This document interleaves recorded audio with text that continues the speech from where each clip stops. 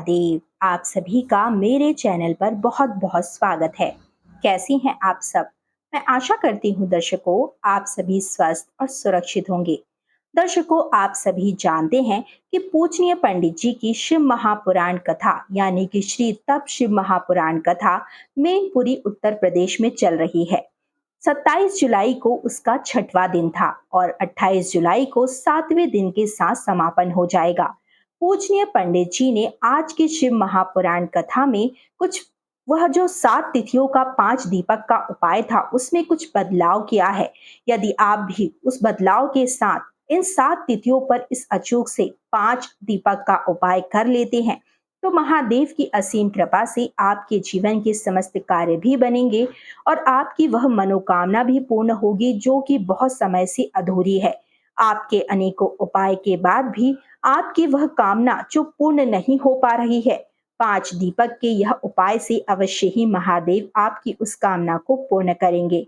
पूजनीय पंडित जी ने अपने शिव महापुराण कथा में 25 जुलाई की कथा में जो कि मैनपुरी में ही हुई है उत्तर प्रदेश की, उसमें 5 दीपक का विशेष उपाय बताया था जिसमें आज उन्होंने कुछ बदलाव किया है।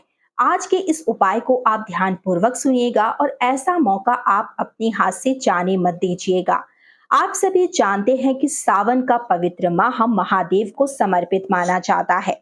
साथ में पूरे 19 साल के बाद अधिक मास के साथ सावन का यह महासंयोग पड़ा है जब महादेव की कृपा के साथ साथ पूर्ण शिव परिवार की कृपा भी आपको प्राप्त हो सकती है। तो यदि आप इस उपाय को सही ढंग से और सही तरीके से करेंगे तो महादेव आपकी उस कामना को अवश्य ही पूर्ण करेंगे और आपका जो अधूरा कार्य है उसे भी सफल अवश्य ही बनाएंगे। चलिए जानते हैं क्या बदलाव हुआ है उस उपाय में। आप सभी जानते हैं कि पूजनीय पंडित जी ने अपने शिव महापुराण कथा में 5 दीपक का उपाय बताया है।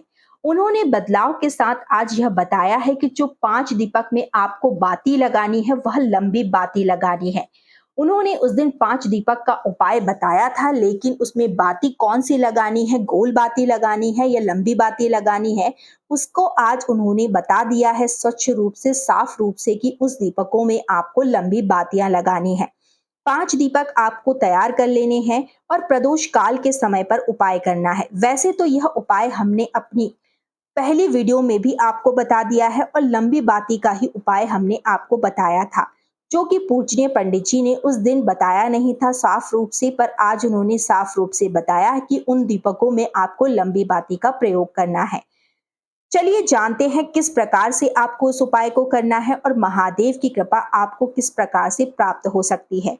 लेकिन उससे पहले दोस्तों, यदि आप हमारी चैनल पर पहली बार आए हैं, पहली बार मेरी आवाज को सुन रहे हैं, आज अचानक से पहली बार हमारी चैनल पर आए हैं, तो चैनल को तुरंत ही आप सब्सक्राइब कर लीजिए, बेल आइकन को प्रेस करके ऑल पर क्लिक कर दीजिए जिससे कि हमारा जब भी कोई नया वीडियो आएगा तो उसका नोटिफिकेशन आपको सबसे पहले प्राप्त होगा।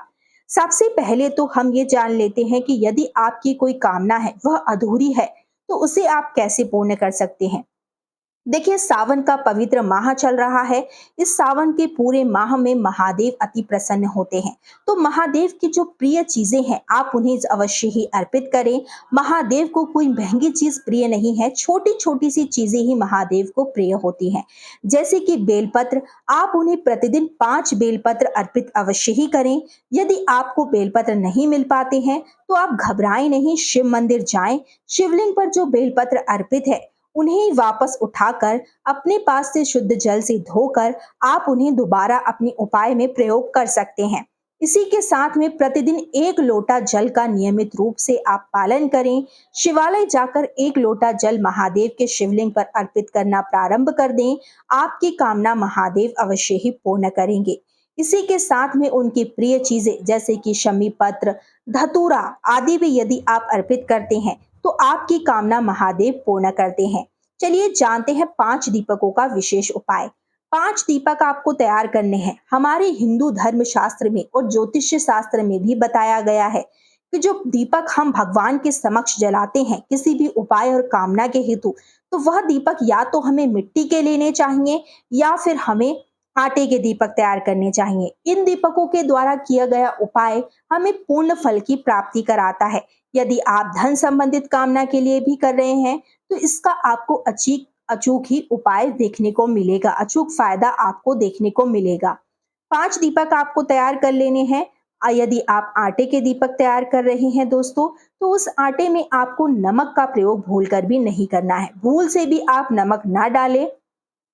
दीपक तैयार होने के बाद लंबी बाती के दीपक तैयार करें। शुद्ध देसी घी के आपको दीपक तैयार करने हैं।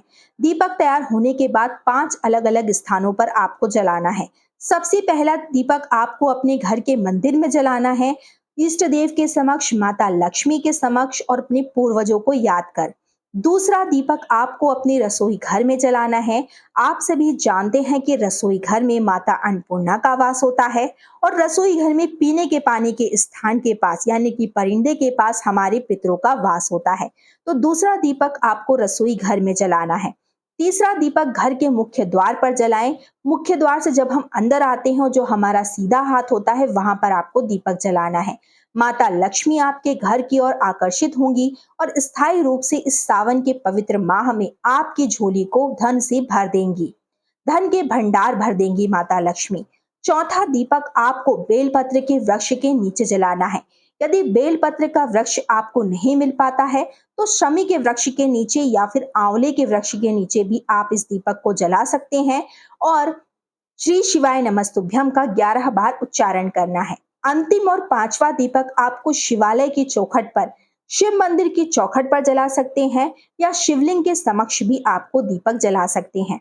ध्यान रखने योग्य बात यह है कि बहुत से लोग गलती यह करते हैं कि शिवलिंग के ऊपर दीपक को रख देते हैं। ऐसा आपको बिल्कुल नहीं करना है। शिवलिंग के समक्ष ही आपको दीपक रखना है और कामना करनी है उस कामना हेतु, जिस कामना हेतु आप इस उपाय को कर रहे हैं। इन 7 तिथियों पर आप इस कामना को, इस उपाय को करते हैं तो आपकी कामना महादेव पूर्ण करेंगे। धन्यवाद दर्शकों। वीडियो अच्छा लगा तो लाइक करें, कमेंट करें, ज्यादा से ज्यादा अपने परिवार और दोस्तों के साथ शेयर करें। धन्यवाद। श्री शिवाय नमस्तुभ्यम। हर हर महादेव।